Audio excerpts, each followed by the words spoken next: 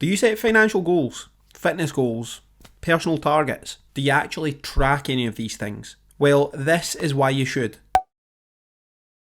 What is happening, folks? My name is Robbie, and today we are going to be discussing goals. Why you should set goals and track them, how to set goals, what my goals were in 2022, if I achieved them, and finally what my goals are for 2023. But before I begin, I'm just going to tell you what goal number 1 is for 2023. 4,000 subscribers on YouTube. The reason that I'm telling you that right now is that I want it fresh in your mind and I want you to help me get there. I'm currently sitting at 1,395 subscribers, so I'm shooting for another 2,600 this year. It won't be easy, but what's the point in setting a target if it's easy to reach? So help me out here, click subscribe and we can crack on. So goals.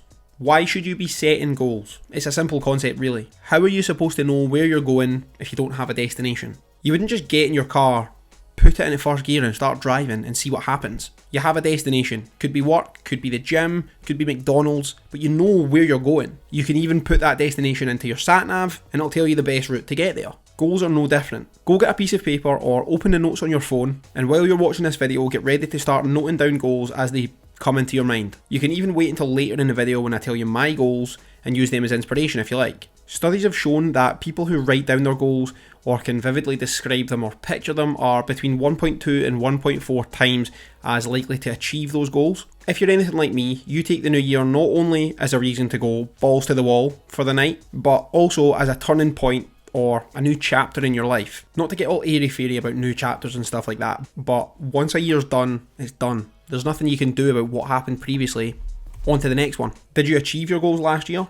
Brilliant, well done. Time to set some new goals. And if you didn't achieve them, analyse what might have gone wrong and reevaluate for this coming year. That chapter's closed, there's no point dwelling on it. It's pointless. So step 1 is pick a goal. It could be anything, but in this instance I'm going to use a financial goal. Let's just say you want to have a net worth of £50,000 by the end of the year. Your current net worth is around £15,000. So in 2023, you want to increase your net worth by £35,000. That's a good goal to have, and it's not a ridiculously unachievable one, like saying you want to turn that £15,000 net worth into £5 million in a year. So we have the goal, now how do we get to work trying to achieve that? You set smaller targets along the way. £35,000 is just short of £3,000 per month. How can you increase your net worth by that much? There's loads of ways to do this depending on your income. If you make enough money, you can just save your way to a £50,000 net worth. You can invest in the stock market, hoping that it will increase in value. You can start a small business, you can invest in buy-to-let property. But using the resources you have access to, come up with a rough idea on how you could make that goal happen. If you start planning it out and realise that actually £50,000 is maybe a bit unachievable with my current income or my current situation, just change it before you begin. Maybe you've now realised £50,000 is slightly too lofty and you can't really join the dots on how you could make that amount of money. Drop it to £40,000. Now you only need to increase your net worth by £25,000 instead of £35,000. Plan out the roadmap again. Eventually you'll find goals that make sense rather than just setting goals for the sake of it. And this doesn't just apply to finances. If you want to run a marathon, you need to plan out your runs. You need to have a full training plan. If you want to lose 4 stone, you need to plan your meals accordingly. Maybe speak to a personal trainer, a nutritionist. They would then help you set smaller goals as you go. Let's try and lose half a pound this week. Let's try and lose £2 the next week, whatever. I'm not a personal trainer, so don't go by those numbers. The point is, small goals lead to big goals. And the next year, those big goals that you set are the stepping stones to even bigger goals the following year. Even if you don't achieve those goals from the previous year, if you've improved on the last year, that's still a stepping stone onto this year's goals. So what were my goals in 2022 and did I achieve them? I'll go through them one by one. Goal number 1 was the big one. I wanted to increase my net worth by £100,000 in 2022. This wasn't a small amount in terms of my net worth, but I wanted to push myself. As of April, when the markets were at their peak, I increased my net worth by £65,600. So 66% of my goal in the first 4 months. I thought I was on to a winner. I thought the next 8 months will be a piece of cake. But the markets thought otherwise, didn't they? And by the end of the year, my net worth increased by £40,000, which I can't complain at. As long as my net worth is increasing year on year, I'm happy. Especially given the current economic situation with interest rates going up,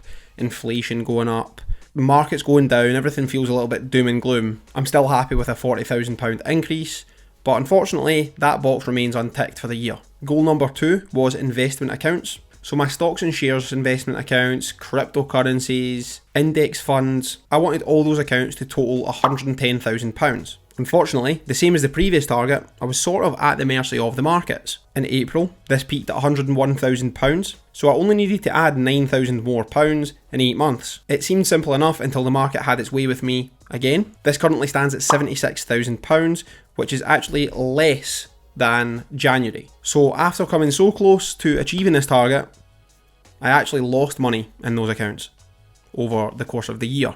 Not to worry though, investment is a long-term game, but another box unticked. Goal number 3, invest in 3 new buy-to-let properties. I invested in 1. Again, 1 is better than 0, so I'm still happy with the progress, but I would have liked more. The property that I did purchase took about 4 months to actually go through, which did slow me down a bit. Maybe I would have been able to buy 2 if I was able to put my focus onto the next one rather than being caught up with all the paperwork and solicitors with the first one. But as I mentioned, that year's passed, there's no point dwelling on it.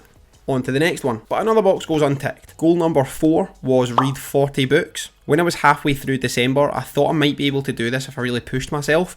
I was on 33 books on the 20th of December. I have a habit of getting halfway through books and then starting another one as well.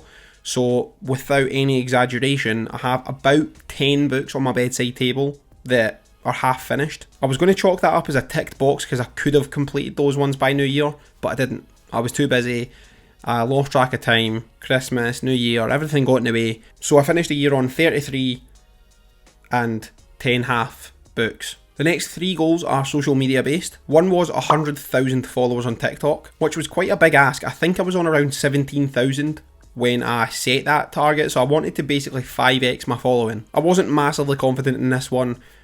It sort of felt like a manifestation than a goal, but I didn't achieve it. 55,500 followers though.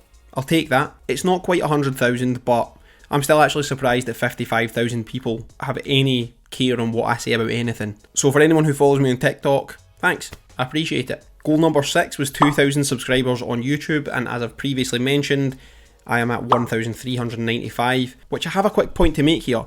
I hit 1,400 2 weeks ago, and I've lost 5 since then, so I don't fucking know what's happened there. Obviously I've upset someone at some point. The previous target for 2021 was to hit 1,000 subscribers in a year, and I only made it to 489. So the channel isn't quite going at the speed that I hoped it would, but I'll keep cracking on and hope something sticks. Let me know in the comments what sort of videos you'd like to see, what sort of things you'd like to hear my opinions on, any sort of improvements you think I can make to the videos, I'll make them. And the final goal was to upload 25 episodes of the podcast that I planned on starting at the beginning of last year. 1 episode every 2 weeks didn't seem too crazy. I uploaded 1 and it was 3 weeks ago. So that's definitely not a tick in the box. So after looking through all of my goals for 2022, I achieved none of them. Absolute disaster. Or is it really a disaster? Let's quickly review that. In 2022, I increased my net worth by £40,000 during a year that the economy entered into a recession. I bought a new investment property. I increased my TikTok following by around 150%. I increased my YouTube following by around 186%. So was it an unsuccessful year? I wouldn't say so. Not to mention all the fun things I did with my fiance and my dog, my friends. Me and my dad went into business together. All in, I would say it was a pretty successful year, to be honest. And this is why setting goals is so important, because even if you don't hit them, they keep you going in the right direction and keep you on track. So now there's only one thing left to do, and that's set 2023's goals. But I'm going to put a slight spin on this. I turn 30 next March, and I also get married 2 weeks before that. So rather than setting goals to achieve in December, I'm actually going to set these for turning 30 in around 15 months. Goal number 1 is the big one. This is where all the focus is going. A life milestone goal. By the time I'm 30, I want to have assets totaling £1 million.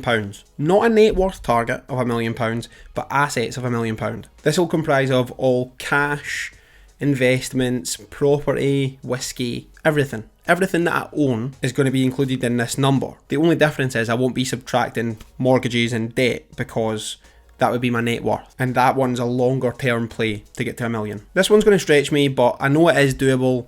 I just really need to make sure that I'm working solid for the next 15 months. Goal number 2 is increase my net worth by £125,000 this year. So last year I didn't hit the £100,000 target, but if I want to hit the £1 million target, I've estimated that I need to add around £125,000 to my net worth in the process. This would include buying properties, using mortgages, so instead of it costing me £100,000 for a property, it'll cost me about 30 for a deposit, legal fees, tax, and everything else included. Ideally, the economy starts to gain some sort of normality again as well. That would really help with these two targets. Goal number 3 is still 100,000 followers on TikTok. I need to add around 45,000 followers in the next 15 months, which I think is possible if I put the effort in, try and make some good videos, get some consistency with my posting, maybe even do some lives, but I don't really know what to talk about on live, but I know that that's what people do and it helps. Haven't really posted too much on TikTok in the past few months. I keep letting it fall by the wayside because I'm busy with other things. So I'm going to try and really up the output this year. Goal number 4, as mentioned previously, is 4,000 subscribers on YouTube. So I'm going to need to get 2,600 subscribers between now and then, which is around 170 per month. So I really need you to hit subscribe if you haven't. Yes, you watching this, not the other people that are watching, you that's looking into my eyes, please hit the subscribe button. Around 70% of my viewers are not subscribed, which is insane, so do the right thing. Now, I have started my new podcast, which you can find by searching From Day One Podcast on YouTube or wherever you listen to your podcasts. I hope to actually achieve my goal with this one. I want to get 1,000 followers on the podcast. That's over all platforms, subscribers on YouTube, followers on Apple Music and Spotify and all the other platforms. I think that one's absolutely achievable if I can get round to filming enough episodes, scheduling guests, and just putting in enough effort to get there. I think it's possible. And alongside these two YouTube targets, I want to get monetized this year. For those of you that don't make YouTube videos, this requires 4,000 hours of watch time in a 12-month period. So in case you're not aware of how that works, if this video is 10 minutes long and 6 people watch it, 6 times 10, that's 1 hour of watch time. I need 4,000 of those. I'm currently sitting at 1,230, so I really need to step up the quality of my videos, both production quality and the actual content itself. And I also need you to watch to the very end to make sure I rack up that time. If you find my videos useful, entertaining, helpful, please watch them to the end because it helps. And finally, I want to invest in 4 new investment properties this year. Last year's target was 3 and I only got 1. So I want to try and pick up the slack and really grow this portfolio this year. Acquiring each new property will also be a big step up towards the £1 million in assets target. But I am going to have to get creative with the way that I'm acquiring these properties because I will run out of money before I get to £1 million in assets just from acquiring properties. I don't have enough money in cash at the minute to get that many properties between now and then. So I will have to get creative, but I think I can do it. I know some smart property guys that can help me out with some advice. And I also decided for the first time in God knows how many years, I don't have a reading target. I always set myself a target for reading X amount of books. It started at 20 when I didn't read that much. Then it was 25, 30, and last year it was obviously 40. But when I'm trying to read a certain amount of books in a year, I subconsciously find myself opting for shorter books. For example, it's not exactly efficient to read this at 1,000 pages when I could be reading this, Euphoric Recall by an author local to me, with 169 pages. I read that in 6 hours or something like that. If I set myself a reading target of a certain amount of books, I'm going to opt for smaller books more often. And I'd like to broaden my horizons to some bigger books, like I usually do. And I actually like reading big long books. It's just counterproductive to try and read them when you're trying to read 40 in 1 year. So there we have it. Those are my goals for 2023 / before I turn 30. As I've mentioned, the main priority here is trying to achieve £1 million in assets, and to incentivise myself for that, there will be a prize at the end of the road. When I get to £1 million in assets, I'll be getting rid of my current car, the C200, and treat myself to something a bit more fun. Haven't decided what yet. It could be a C63, could be an M4, could be an RS3. I haven't actually decided what I want yet, but that's the prize for hitting that target. I sort of miss having my S3. The C200 is nice, but it just isn't quick enough. So a nice performance car at the end of the tunnel should help me achieve these goals. And if I don't hit the target by the time I'm 30, no new car. There won't be a new car until I hit the target. And I've got a wedding to pay for between now and then as well, so it makes my target even trickier. which I never considered until right this second. Speaking of which, every minute that I spend making this video is a minute I could be spending trying to build up that cash pot to acquire these assets to get the new car. Thanks for watching. I'm out of here.